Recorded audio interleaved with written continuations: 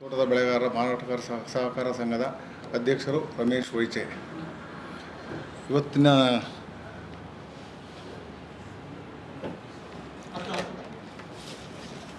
ಉದ್ದೇಶ ಏನಂತ ಅಂದರೆ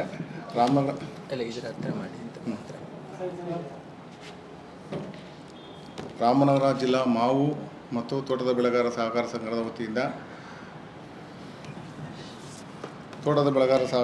ಸಂಘದ ವತಿಯಿಂದ ರೈತರಿಂದ ಗ್ರಾಹಕರಿಗೆ ನೇರ ಮಾರಾಟ ಮಾಡುವ ಒಡಂಬಡಿಕೆಯೊಂದಿಗೆ ದಿನಾಂಕ 28/5/2026ರಿಂದ 31/5/2028ರವರೆಗೆ ಮಾವು ಮೇಳ ಮಾಡಲು ಮಂಗಳೂರು ಉದ್ಯಾನವನದಲ್ಲಿ ಅವಕಾಶ ಕಲ್ಪಿಸಲಾಗಿದೆ. ಈ ಮೇಳಕ್ಕೆ 25 ಬೆಳೆಗಾರರು ಬರುವ ನಿರೀಕ್ಷೆ ಇದೆ. 25 ಬೆಳೆಗಾರರು ಬರುವ ನಿರೀಕ್ಷೆ ಇದೆ. ಜೊತೆಗೆ ನಿಬಂಧನೆಗೆ ಮತ್ತು ಒಳಪಟ್ಟು ರೈತರು ಬರ್ತಾ ಇದ್ದಾರೆ. ಮತ್ತು ದಿನಾಂಕ 28/5/2026ರಂದು ಉದ್ಘಾಟನಾ ಸಮಾರಂಭ 11 ಗಂಟೆಗೆ. ಜೊತೆಗೆ ಪ್ರತಿದಿನ ಬೆಳಗ್ಗೆ 9ರಿಂದ ಸಾಯಂಕಾಲ 8:30ವರೆಗೂ ಮಾರಾಟ ಮಾಡಬಹುದು. ಮತ್ತು ನಮ್ಮ ರೈತರಿಂದ ನೈಸರ್ಗಿಕವಾಗಿ ಮಾಗಿಸಿದ ಹಣ್ಣನ್ನು ತರ್ತಾ ಇದ್ದೀವಿ. ಮತ್ತು ಉತ್ತಮವಾದ ಗುಣಮಟ್ಟದ ಹಣ್ಣನ್ನು ಕೊಡ್ತಾ ಇದ್ದಾರೆ.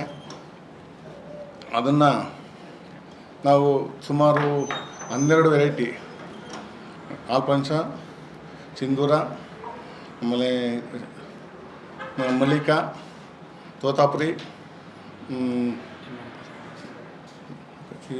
ಪಾಸ, ಮಲ್ಗೋಬಾ ಮತ್ತು ಇನ್ನಿತರಗಳು ಇಷ್ಟು ಒಟ್ಟು ಮಾಡ್ತಾಯಿದ್ದೀವಿ. ಅದನ್ನು ಇಲ್ಲಿನ ಗ್ರಾಹಕರು ಸದುಪಯೋಗಪಡಿಸ್ಕೊಳ್ಬೇಕು ಅಂತ ನಾವು ಈ ಪ್ರೆಸ್ ಮೀಟ್ ಮುಖಾಂತರ ಮನವಿ ಮಾಡ್ಕೊಳ್ತಾ ಇದ್ದೀವಿ. ಮತ್ತು ನಿಮ್ಮೆಲ್ಲರಿಗೂ ವಂದನೆಗಳು.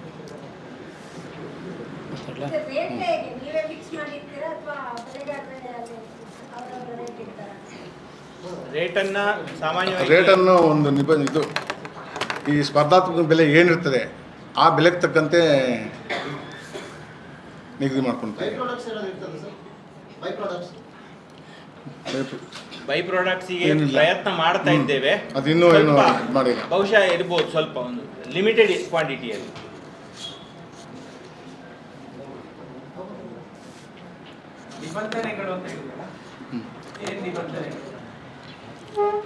ನಿಬಂಧನೆ ಅಂತ ಹೇಳಿದ್ರೆ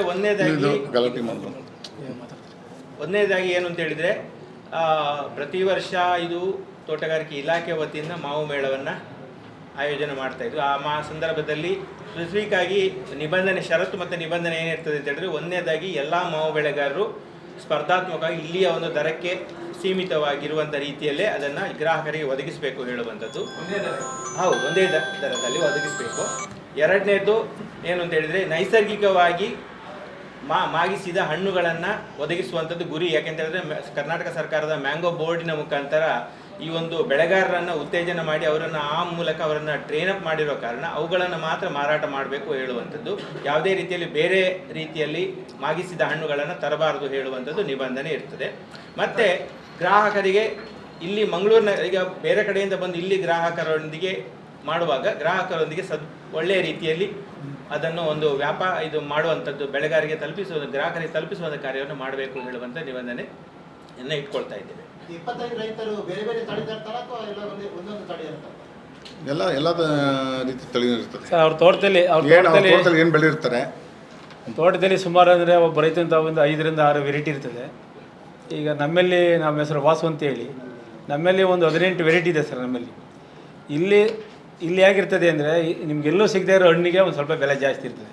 ನಿಮಗೆ ಸೇಂದೂರ ಇರ್ಬೋದು, ರಸಪುರಿ ಇರ್ಬೋದು, ಅದು ನಿಮ್ಮಲ್ಲಿ ಸಿಗೋ ಅಂಥವು ಆ ಬೆಲೆಗೆ ಇರ್ತವೆ.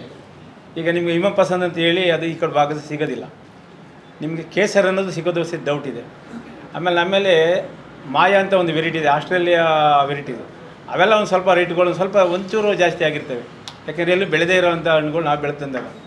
ಎಲ್ಲಕ್ಕಿಂತ ಮುಖ್ಯವಾಗಿ ಏನಾಗಿರ್ತದೆ, ರೈತರು ನಾವೇ ಬೆಳೆದು ನಾವು ಬೆಳೆದು ನಾವು ಗ್ರಾಹಕರು ಕೊಡಬೇಕಾಗಿದ್ರೆ ಒಂದು ಉತ್ತಮ ಗುಣಮಟ್ಟದ ಕ್ವಾಲಿಟಿ ಇರೋ ಹಣ್ಣುಗಳ ಗ್ರಾಹಕರು ಕೊಡ್ತೀವಿ.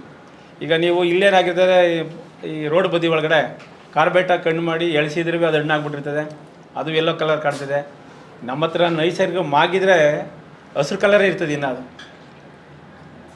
ಯಾಕೆಂದರೆ ನೈಸರ್ಗಿಕ ಹಣ್ಣಾಗೋದೇ ಬೇರೆ, ಕೃತಕವಾಗಿ ಹಣ್ಣು ಮಾಡೋದೇ ಬೇರೆ. ಗ್ರಾಹಕರಿಗೆ ಗೊತ್ತಿರ್ತದೆ ಯಾವ ಹಣ್ಣು ತಗೊಂಡು ತಿಂತಾರೆ, ಟೇಸ್ಟ್ ಇರ್ತದೆ ಅಂತ. ಸಾರಿ ನಾವು ಸುಮಾರು ಅಂದರೆ ಇದೇ ನಮ್ಮ ಕದಿರಿ ಪಾರ್ಕಲ್ಲಿ 80 ಟನ್ ಹಣ್ಣು ಮಾರಿದೆ ನಾವು. ಎಂಥ ಒಂದು ನಮ್ಗೆ ಬೇಡಿಕೆ ಇತ್ತು ರೈತರಿಗೆ ಅಂದರೆ, ನೀವು ತನ್ನಿ ಅಂತ ಇದ್ರು. ಅದಕ್ಕೋಸ್ಕರ ಈ ಸಾರಿ ಬರ್ತಾಯಿದ್ದೀವಿ. ಆಮೇಲೆ ಇದಕ್ಕೆ ಬರಬೇಕಾದ್ರೆ ಏನು ಮಾಡೋದು ಅಂದರೆ, ನಾವು ಕೆಲವರ ಮುಖಂಡರನ್ನ ನಾವು ಭೇಟಿ ಮಾಡ್ದು. ಇಲ್ಲಿ ನಮ್ಮ ಸಭಾಧ್ಯಕ್ಷರು ಇಟ್ಟು ಕಾದರ್ ಭೇಟಿ ಮಾಡೋದು, ನಾವು ಉದ್ಘಾಟನೆಗೆ ಬರ್ತೀನಿ ಅಂತ ಹೇಳಿದ್ದಾರೆ. ಹಾಗೆ ನಮ್ಮ MLAರು MP ಇವರೆಲ್ಲ ಆ ದಿನ ಉದ್ಘಾಟನೆಗೆ ಬರ್ತೀನಿ, ಉಪಸ್ಥಿತಿ ಇರ್ತೀನಿ ಅಂತ ಹೇಳಿದರೆ, ತಮ್ಮ ಸಹಕಾರವೂ ಇರಲಿ. ಯಾಕೆಂದರೆ ನಾವು ಸುಮಾರು ಅಂದರೆ ಒಂದು 350 ಕಿಲೋಮೀಟ್ರಿಂದ ದೂರದಿಂದ ರೈತರು ಬರ್ತಾಯಿದ್ದೀವಿ. ಪಬ್ಲಿಸಿಟಿ ಆಗಬೇಕಾಗಿರೋದ್ರೆ ಮಾಧ್ಯಮದಿಂದ ನಮ್ಗೆ ಪ್ರಚಾರ ಸಿಗಬೇಕಾಗಿರೋದು. ನೀವಾದಂಥ ಪ್ರಚಾರ ಕೊಟ್ಟರೆ ನಾವೇನಂತೀವಿ ಗ್ರಾಹಕರಿಗೆ, ರೈತರ ನಮ್ಮ ಇದು ಒಂದು ಕಾನ್ಸೆಪ್ಟ್ ಸರ್, ಗ್ರಾಹಕರ ದೇವರು ಅಂತ. ನಾವು ಬೆಳೆದಿರೋದ ತಗೊಂಡು ಅವರು ಚೆನ್ನಾಗದೆ ಅಂದರೆ ನಮಗೆಲ್ಲ ಒಂಥರ ನಮಗೂ ಖುಷಿ, ಹಣ್ಣು ತಗೊಂಡು ತಿಂದ್ರೆ ಅವ್ರಿಗೂ ಖುಷಿ. ಬಟ್ ಆ ಕೆಲಸ ಯಾರಿಂದ ಆಗಬೇಕಂದ್ರೆ ನಿಮ್ಮ ಮಾಧ್ಯಮದಿಂದ ಆಗಬೇಕಾಗುತ್ತೆ. ದಯವಿಟ್ಟು ಅದೊಂದು ನಮಗೆ ಪ್ರಚಾರ ಮಾಡಿ ಅಂತ ನಿಮ್ಗೆ ಕೇಳ್ಕೊತೀವಿ ಸರ್. ಆಲ್ರೆಡಿ ಇಲ್ಲೇನಾಗಿದೆ